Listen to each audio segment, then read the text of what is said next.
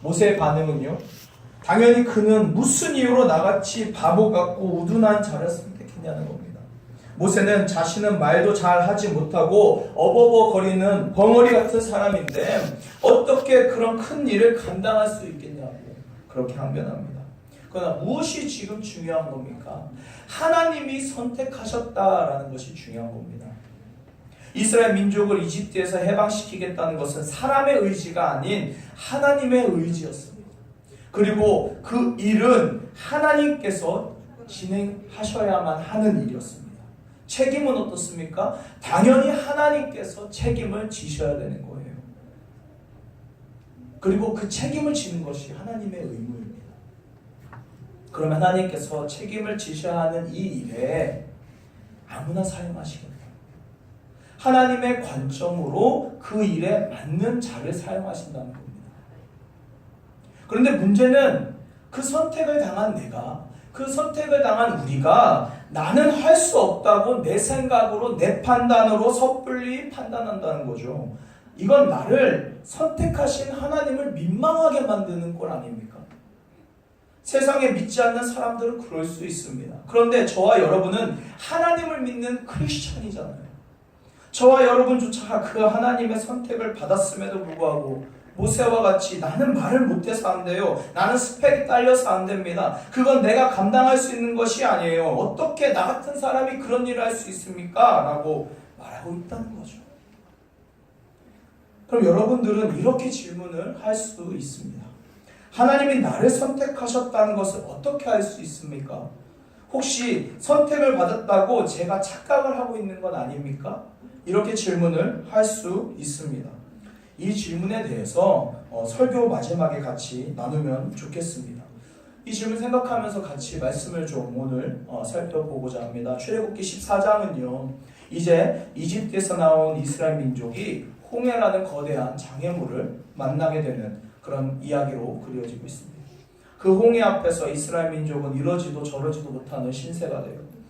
앞에는 홍해라는 커다란 장애물이 있고요. 뒤에는 바로의 군대가 바짝 추격하고 있는 상황입니다.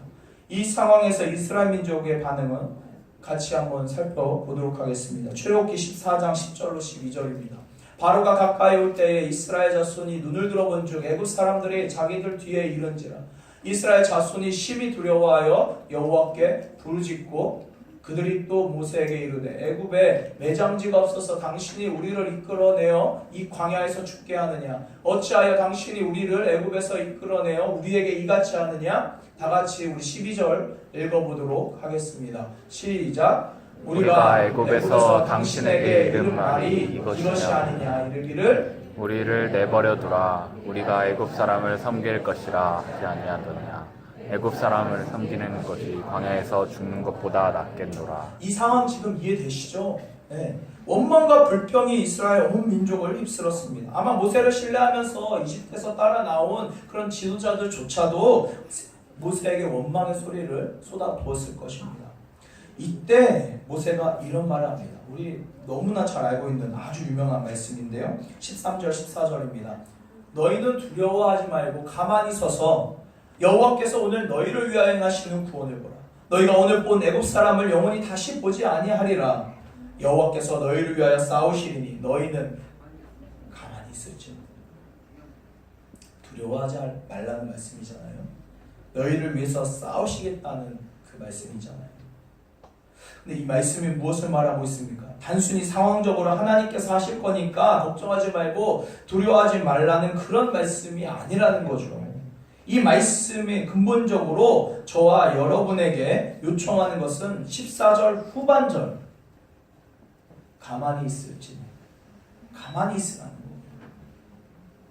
저와 여러분은 어려운 상황이 되면 마음이 어려워집니다. 또 몸이 저절로 반응합니다. 그것이 인간의 본능이죠. 금요 기도 모임에서도 같이 나누었듯이 내가 보고 있는 이 어려운 눈앞의 상황들, 나의 마음을 힘들게 하는 그런 눈앞의 상황들을 보면서 내 마음보다 앞서서 몸이 먼저 반응하는 경우들이 많습니다.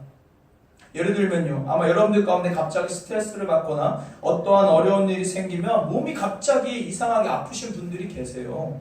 몸이 쑤시고 두통이 생기고, 몸이 먼저 마음보다 먼저 앞서서 반응하는 겁니다.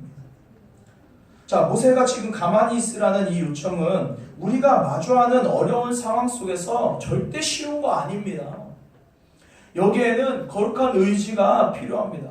거룩한 자기 절제가 필요하다고요.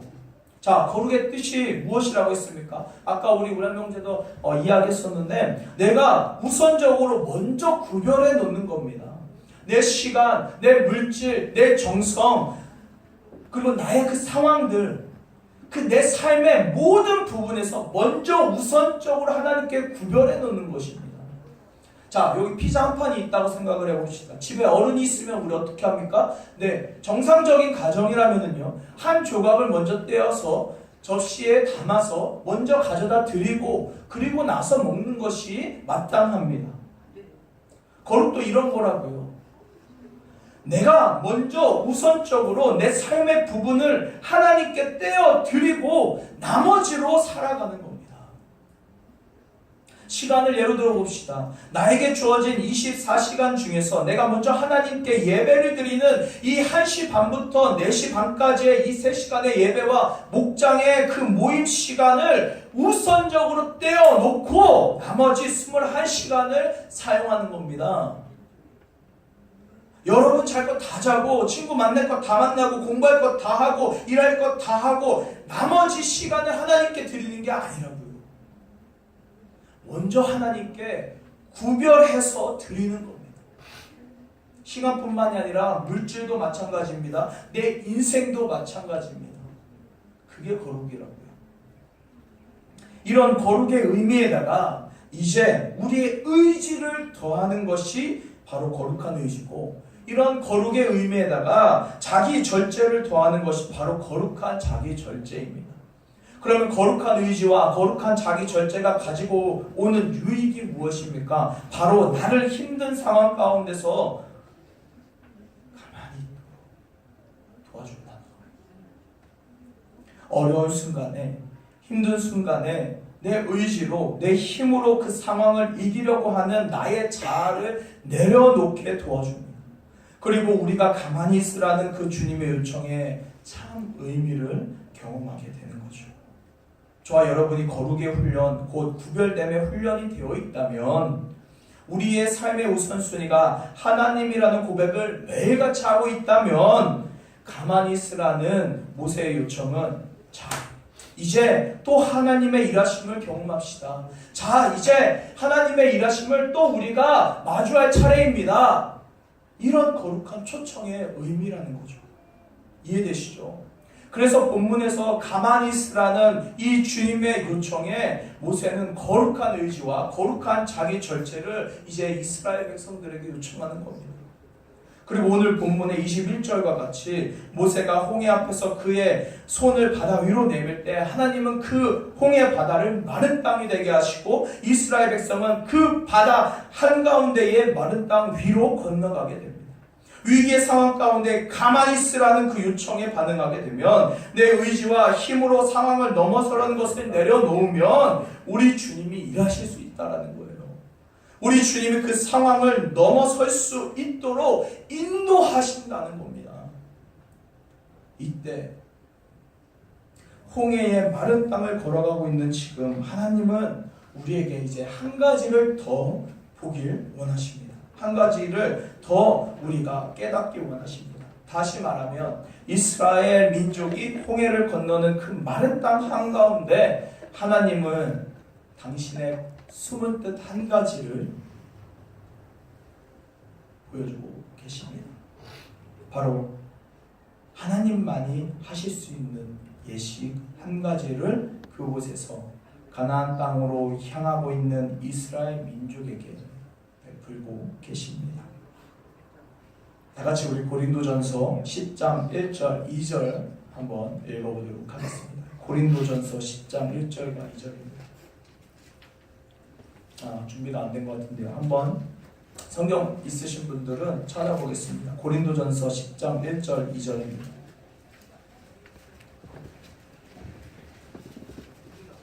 신약 고린도전서 10장 1절 2절입니다. 다 같이 읽습니다. 형제들아, 나는 너희가 알지 못하기를 원하지 아니하노니 우리 조상들이 다 구름 아래에 있고 바다 가운데로 지나며 모세에게 속하여 다 구름과 바다에서 세례를 받고 뭐를 받고요? 세례를 받는데요.